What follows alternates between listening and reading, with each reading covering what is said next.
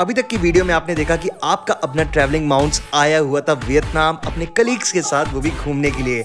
आज के दिन हम जाने वाले थे मार्बल माउंटेन। अब देखिए आगे।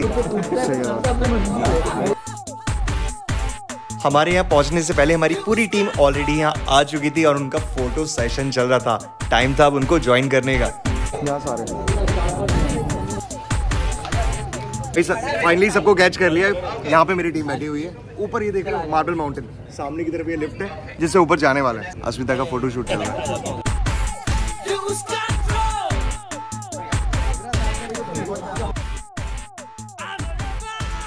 ये जगह 5 मार्बल से बने हुए माउंटेन्स का एक ग्रुप है, जिसमें से एक माउंटेन को टूरिस्ट एंड ट्रैवलर्स के लिए ओपन किया गया है। आपको यहाँ नीचे से एक लिफ्ट लेनी होती है जो कि आपको माउंटेन के टॉप पर लेके जाती है, जहां पर आपको पूरे सिटी का बहुत ही शानदार व्यू देखने को मिलता है। इसी के साथ साथ आपको देखने को मिलता है इस पहाड़ के मार्बल्स में कार्व किए हुए बुद्धिस्ट टेम्पल्स। यहाँ से व्यू देख सामने, ये सारे माउंटेन्स ना काट काट के घर बनाते हैं। ये कब तक रहेगा मन ऐसा? देखो आपको हमारे ग्रुप के रशियन से मिलाते हैं। ऊपर आते ही आपको इस जगह की पॉपुलैरिटी का पता चल जाएगा। आपको जगह जगह नेशनल एंड इंटरनेशनल टूरिस्ट घूमते हुए नजर आएंगे, हाथ में कैमरा लिए इस जगह की ब्यूटी को अपने कैमरे में कैद करते हुए, ठीक हम लोगों की तरह। यहाँ का वेदर बहुत ही अनप्रेडिक्टेबल है, तो हो सके तो अपने साथ अम्ब्रेला कैरी कीजिए और साथ ही साथ अच्छे ग्रिप वाले शूज पहनिए, ताकि यहाँ की मार्बल की बनी हुई सीढ़ियों पे आपको अच्छी ग्रिप मिल सके। साथ ही साथ आप यहाँ की केव्स को बहुत ही अच्छी तरीके से एक्सप्लोर कर सके। मैं आपको चैलेंज दे रहा हूँ, ये पढ़ के बताओ क्या लिखा है सामने। और आगे मैंगथोंग केव। मैं और मेरा पूरा ग्रुप यहाँ के सेंटर में बने एक प्रीमिसेस में पहुंच चुके थे और यहाँ पर हमें मिले हमारे टूर गाइड जॉर्डन, जिसने हमें इस पूरे एरिया के बारे में और भी अच्छे से बताया। हमारे जस्ट सामने था एक बुद्धिस्ट टेम्पल और अब बारी थी इसको एक्सप्लोर करने की। मैं आपको 2 दिन से बोल रहा हूँ ना कि जो वियतनाम में बहुत ही पीसफुल कंट्री है, उसका एक मेन रीजन ये भी है कि यहाँ पे जो रिलीजन फॉलो होता है दैट इज बुद्धिज्म। यहाँ पे मेजोरिटी ऑफ द पीपल हैं वो बुद्धिज्म को फॉलो करते हैं। एंड इवन अभी हम मार्बल माउंटेन आए हुए हैं, यहाँ पे भी आपको जो टेम्पल दिखेगा ना वो भी बुद्धिज्म से रिलेटेड है। बहुत ही पीसफुल प्लेस है। एक्चुअली मैं यहाँ सबसे ज़्यादा शो कर रहा हूँ जो मुझे नहीं करना चाहिए। ये देखो अमन अपने पापों का प्रायश्चित करते हुए अपने दिल की बात करते हैं। हम यहाँ की एक केव में एंटर करने वाले हैं। हम जो भी कम इन केव्स को एक्सप्लोर करने से पहले इनके इतिहास से आपको रूबरू कराना बहुत जरूरी है। कहा जाता है कि 1825 सेंचुरी में चैम एम्पायर के वियतनामीज किंग मिन मांग ने इन माउंटेन्स को नो हान सन नाम दिया था, जिसका इंग्लिश में ट्रांसलेशन था द 5 एलिमेंट्स माउंटेन। उनके अनुसार ये 5 माउंटेन्स 5 डिफरेंट एलिमेंट्स को रिसेंबल करते हैं, जो कि थे metal, earth, would, fire and water. इसी कारण से उस समय ये जगह वियतनामीज एरिस्टोक्रेसी और महायाना बुद्धिस्ट के लिए एक स्पिरिचुअल डेस्टिनेशन थी, जहाँ कई सालों तक कई बुद्धिस्ट फॉलोअर्स ने आके श्राइन्स एंड सेंचुरी कंस्ट्रक्ट की। लेकिन इस कहानी में ट्विस्ट तब आया जब फ्रेंच कॉलोनियल पीरियड के दौरान फ्रेंच जियोलॉजिस्ट ने पाया कि ये माउंटेन्स मार्बल से बने हुए हैं, इसलिए उन्होंने इस जगह का पुनः नामकरण किया और इसका नाम पड़ा मार्बल माउंटेन्स। रिलीजियस बिलीफ के साथ साथ इस जगह का एक बहुत ही डार्क पास भी रहा है। फ्रेंच कॉलोनियल वॉर के दौरान कभी इस जगह को as a command post use किया जाता था, वहीं पे कभी इस जगह का यूज गोरिल्ला वारफेयर के रूप में किया जाता था, ताकि अमेरिकन फोर्सेस पर अटैक किया जा सके। सही हो एकदम बढ़िया। हम इनसे पूछते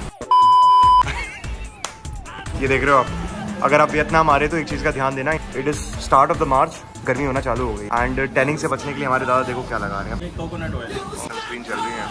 सही भाई, मेरे को भी लगाना पड़ेगा।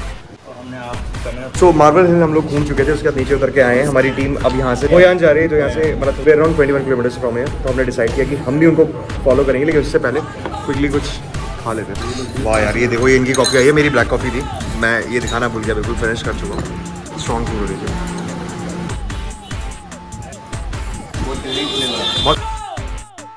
कॉफी की चुस्कियों के साथ इंतजार था खाने का, खाना था कि आने का नाम ही नहीं ले रहा था।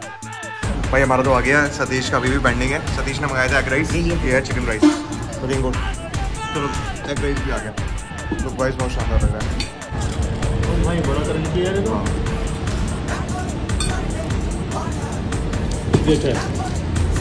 अब समय हो गया मार्बल माउंटेन से निकल के हमें जाना है हुई हान सिटी की तरफ में, क्योंकि बाकी सारे मेरे जो कलीग हैं वो वहाँ पहुँच चुके हैं। निकलो निकलो फटाफट।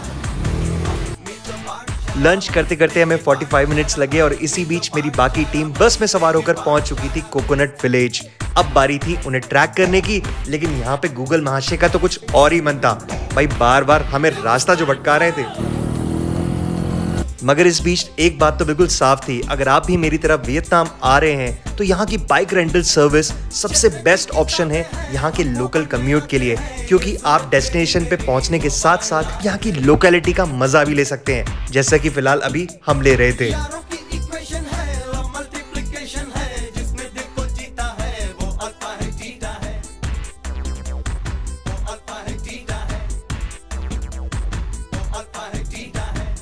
क्या होता अपडेट हो गई हो, राहुल से बात करेंगे, राहुल से बात करेंगे।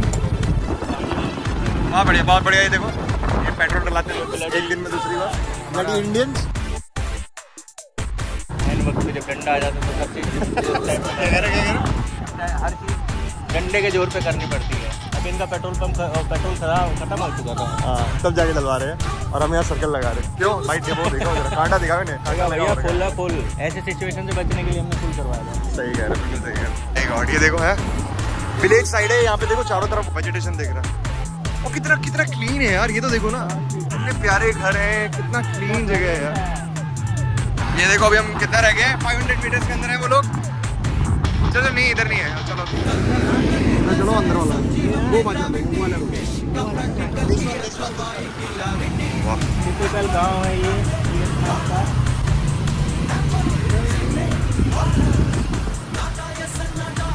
लोग इंटर के चुके जहाँ बोटिंग हो रही है, आई थिंक वो लोग यहीं कहीं आजू बाजू ही हैं। जब तक हम लोग कोकोनट विलेज पहुंचे तब तक मेरी टीम ऑलरेडी यहाँ की टेपा बोट्स में बैठ चुकी थी और निकल चुकी थी इस ब्यूटीफुल सी जगह को एक्सप्लोर करने के लिए। आई थिंक सेम ही जगह लेके जा रही है। अब हम लोग आ चुके हैं कोकोनट फार्म पे। अच्छी चीज़ ये है ना कि we are doing boat ride. अगर आपको याद है पिछले अपने कुछ ब्लॉग्स में आपको कुछ बोट आई थी एंड दे वर टेपा boats. They were basically circular in shape, made up out bamboo, and ये भी कुछ वैसा ही दिख रहा है। ए भाई साहब, आए हेलो तो बोलो। Are you from India? You are right. That guy looks like Indian, but he is from Uganda.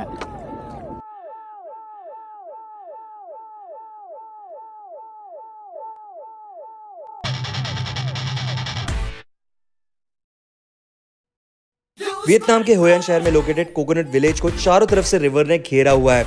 इसमें बहने वाली छोटी छोटी कैनल्स इस पूरे विलेज को एक बहुत ही बेहतरीन ट्रांसपोर्ट मीडियम प्रोवाइड करती है और वही यहाँ का सबसे मेजर टूरिस्ट अट्रैक्शन है।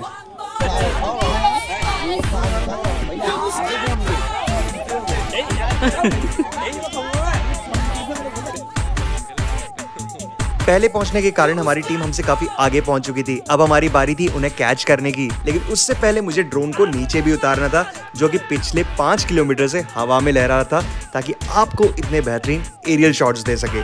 अब भाई मेरा ड्रोन उड़े और कोई झोल ना हो, ऐसा कैसे हो सकता है। 15% बैटरी होते ही ड्रोन ने ऑटो लैंडिंग इनिशिएट कर दी थी और खतरा था इसके पानी में गिरने का। You are from Vietnam? I'm from Vietnam, Ho Chi Minh City. Ho Chi Minh City, okay. You are from Uganda, India. Chào hỏi cô anh có biết chào nói gì? I'm just joking, I'm just kidding.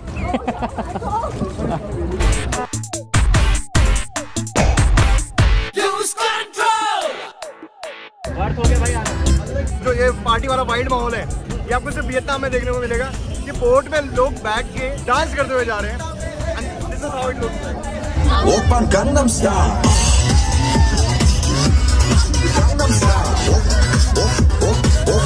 Oppan Gangnam Style. Thank you. Gangnam Style.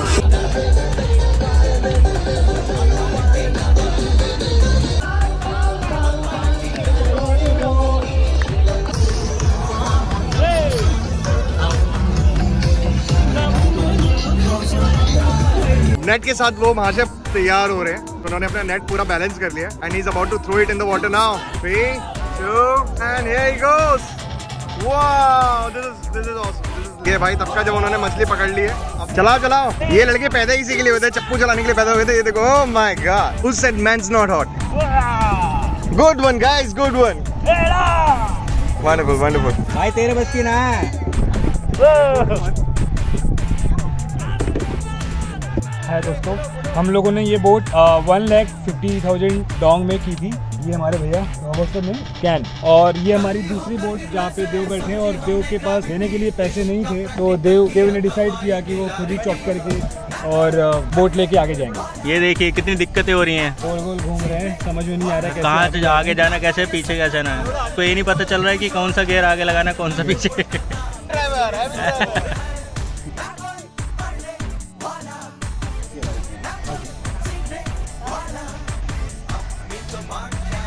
नहीं, मैंने उसका no सूखे पैर जूते। Good good. No सूखे पैर, no सूखे पैर।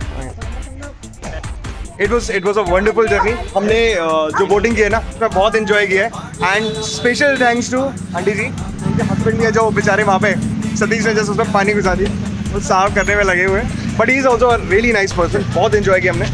आई नो कि हमने हमारा शेड्यूल टाइम था, उससे थोड़ा आगे पीछे हो रहा है, but this is what Vietnam trip is all about, right? Came across village side of the Vietnam. It Yes. was typical village. Too good.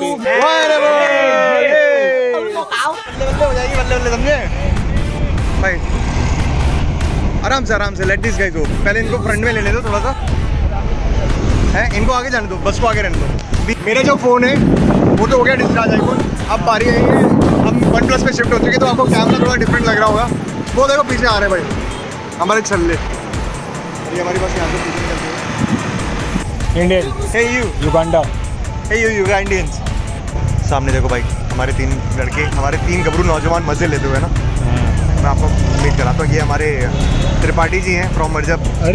Coconut village में ढेर सारी मस्ती करने के बाद अब मैं और मेरी टीम आ चुके थे होयान के ओल्ड टाउन एरिया में, जो कि 15 to 19 सेंचुरी के बीच में एक साउथ ईस्ट एशियन पोर्ट हुआ करता था।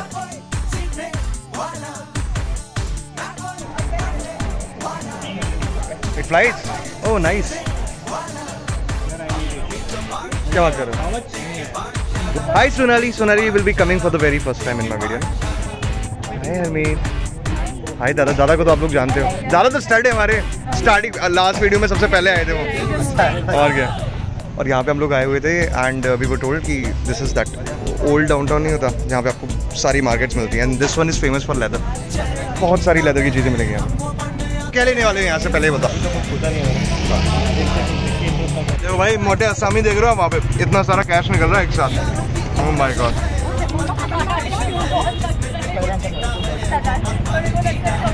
हाय सर, आपने क्या लिया ये बताओ पहले। बियर लिया है। वाह, ये कहाँ मिला? कॉर्नर पे है और मिलेगा शॉप।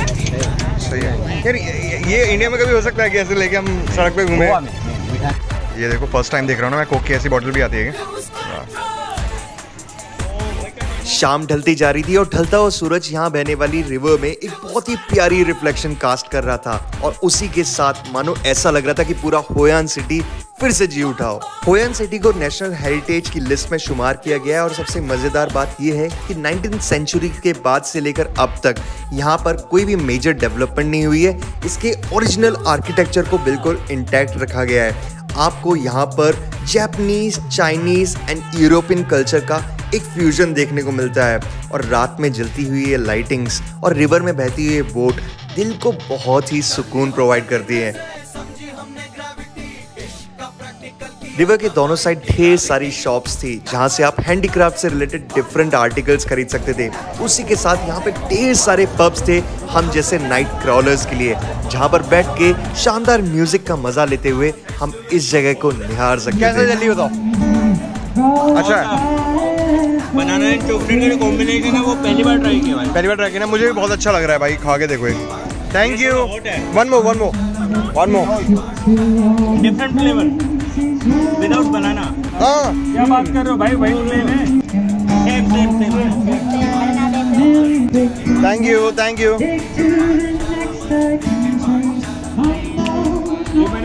ये बहुत अच्छा गा रहे हैं जो भी है ना, बैठते हैं। हम लोग होयान सिटी घूमने के लिए आए थे, और देखो यहाँ का एक यूनिक कल्चर है ना। बोटिंग तो आपने पीछे देखी ली, मैंने आपको एरियल शॉट्स भी दिखा दिए होंगे। उसके साथ साथ यहाँ पे हम क्या करने वाले हैं, we are going to put, जैसे हमारे यहाँ दिए नहीं डालते हैं गंगा जी के अंदर, गंगा जी नहीं किसी भी स्पेशल ऑस्पिशियस जगह पे हम जब डालते हैं, पूरी जगह पे जब हम दिए डालते हैं, तो इन द सिमिलर फैशन हम लोग यहाँ पे क्या डाल रहे हैं, यहाँ पे ये कैंडल्स डाल रहे हैं। You can put a wish, जो तुम्हारे दिल में जो विश है तुम उसके साथ इसको पानी के अंदर डाल सकते हो। बहुत ब्यूटीफुल प्लेस है। I think only drone will be able to justify कि इस जगह हम क्या देख रहे हैं। Rahul, This is the best place in Vietnam. क्या बात है भाई, राहुल बोला भाई तो है तो है। Hello. 3, 2, 1.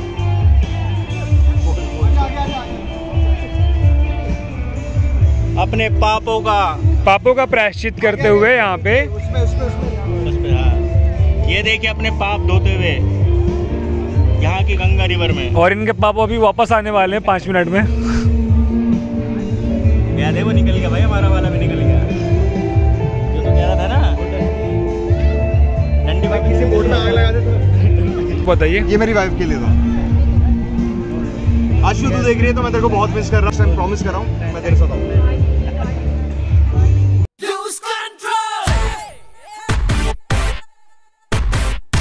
रात बहुत ज्यादा हो चुकी थी और सब बहुत ज्यादा थक चुके थे भाई। दिन भर की थकान अब चेहरे पे अलग ही दिखने लगी थी। कोई यहाँ के लोकल म्यूजिक का मजा ले रहा था तो कोई भाई अपनी यहाँ की हुई शॉपिंग दूसरे को दिखा के बड़ा खुश हो रहा था। अब समय था सबको इकट्ठा करके यहाँ से वापस होटल की तरफ निकलने का, क्योंकि भाई अगला दिन भी तो एंजॉय करना था। अगले दिन हम लोग जाने वाले थे पाना hills and believe me next episode इस पूरी सीरीज का सबसे बेस्ट एपिसोड होने वाला है। उम्मीद करता हूं कि आपको हमारी ये वीडियो बहुत पसंद आई होगी। अगर आपको ये वीडियो पसंद आई है तो इसको लाइक करना, हमारे चैनल को सब्सक्राइब करना और इस वीडियो को शेयर करना ना भूलिएगा।